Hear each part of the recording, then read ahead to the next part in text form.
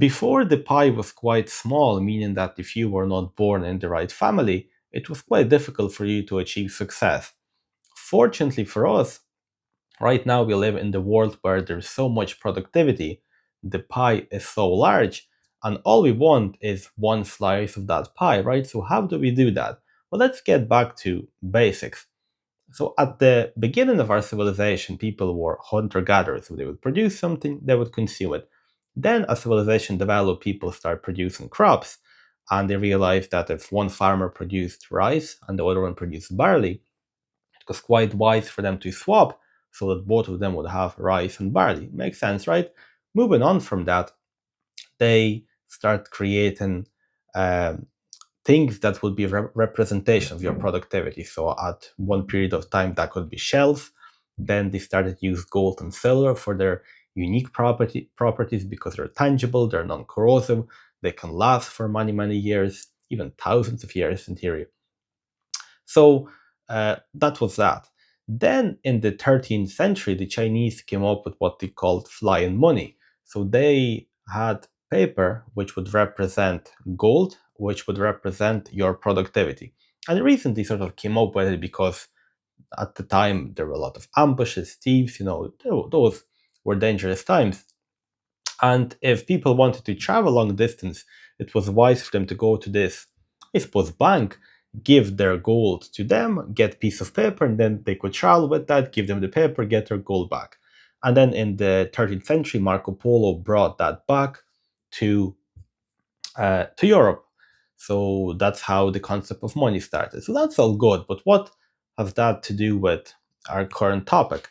Well, I suppose it's really wise and it's really good to understand that your productivity right now is represented by currency, but that currency is no longer backed up by anything tangible. So what used to happen even before 1971 is that your currency was backed up by gold.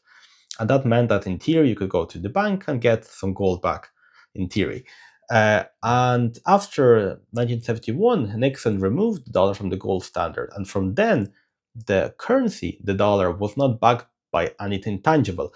Well, what that means that the governments, and that's everywhere globally, have complete monopoly on the money supply, meaning that we do not control the amount of units that exist in the world right now. So if you do something, you work, you have a business, whatever, so you're productive in a way.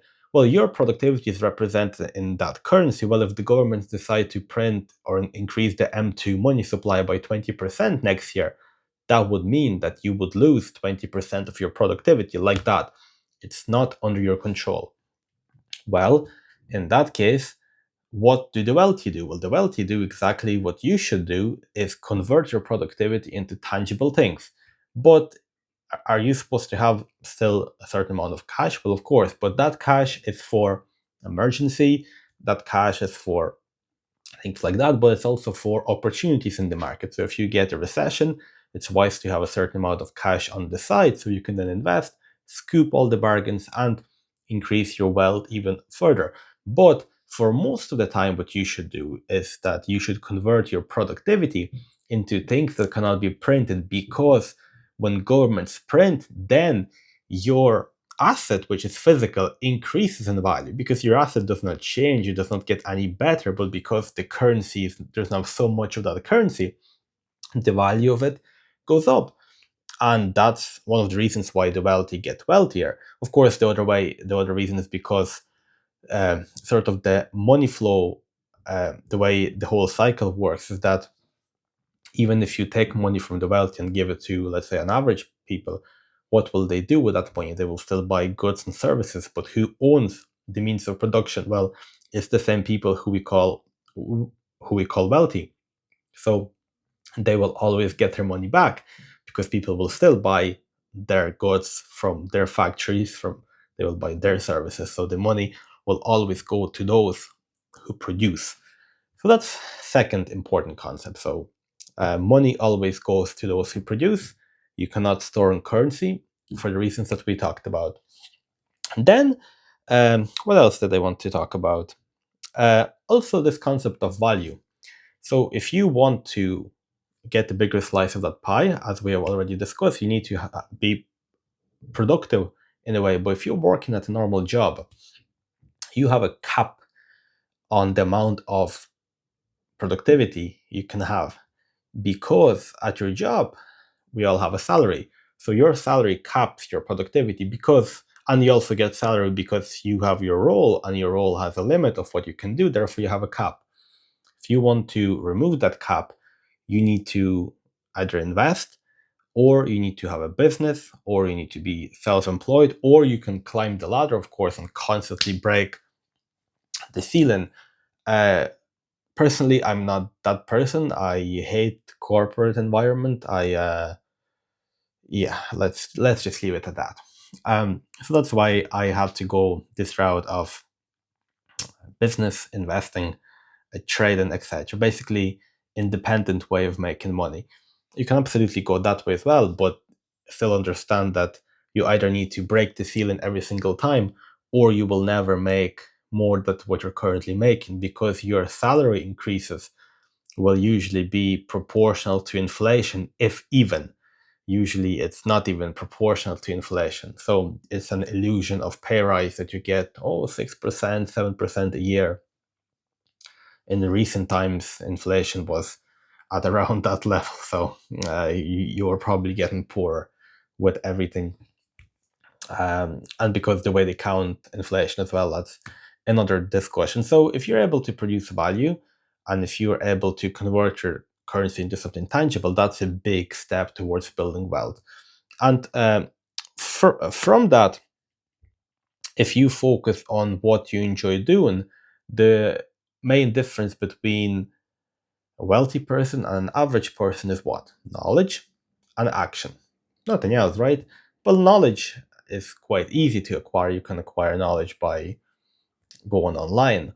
But the difference between an average person and a millionaire is action. Well, why can't average people start acting? Well, because of fear. And why do they have fears? Because they were told when they were young that, maybe this is not for you, maybe it's too difficult, maybe money is bad, rich people are bad, whatever it may be. But if you heard that for most of your life, it's difficult for you to imagine yourself achieving that. And because of that, you have fear. And if you have fear, you cannot act. Therefore, I always teach that you need to live as from perspective as if it already happened, because how you feel affects your thoughts, and your thoughts affect your actions.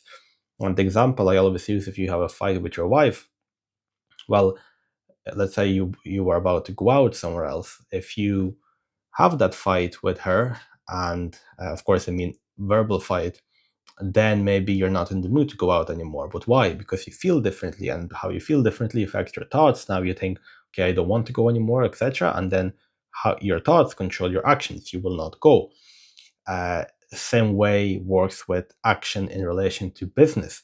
If you have all of these negative things, if you see yourself as inferior, as like, oh, you have to get lucky, look at that guy, you will never act. And because you will never act, that's the only reason you will not achieve it, because knowledge is easy, it's action. So to start to act, you just need to, inside of your head, to convert that you already achieved whatever it is that you want to achieve, and live from that perspective. Of course, it's difficult to stay on it. I understand totally. I'm still not perfect at that at all.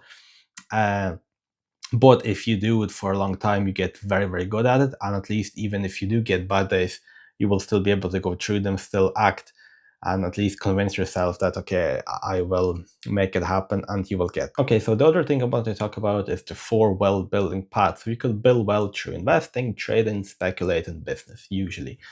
Um, and with all of you can do all of these at the same time, but they require different skills and different personality types. So I can do most of them, but I'm much better as an investor, I believe, than, let's say, I'm as a business person, because I don't really care about, beating that guy, achieving this, achieving this. In sports, I'm like that, but in business, I just want to achieve my goals, and that's it.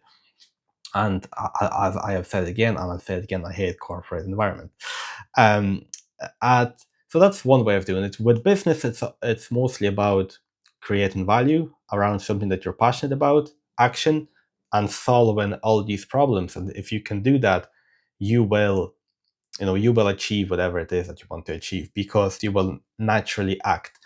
In trading, it's all about discipline and position sizing. Discipline meaning that you have certain rules that let's say, you can only invest a certain percentage of your trading portfolio, and then the other one would be, you know, if you see a certain pattern, you can only act if it achieves a certain level. Those are the most important things. I have a video on trading as well. In investing, it requires more like patience. It requires a statistical analysis, but it's not difficult as well. I have a whole course on that. And then with speculation, that's more, you need to be contrarian, and you need to be very comfortable being on your own when everyone believes that you're wrong, when the asset classes is hated. And I love doing that. When I invested in uranium, when it was about $25 per ounce, then it went to 100. Now it's back to about 65, so I'm starting to buy more. And that was because the cost of production was about 65, but the price of uranium at the time was 25, and that either meant there'll be no uranium in the world, or the price has to go up to that level, right? So those are sort of the important things, different paths.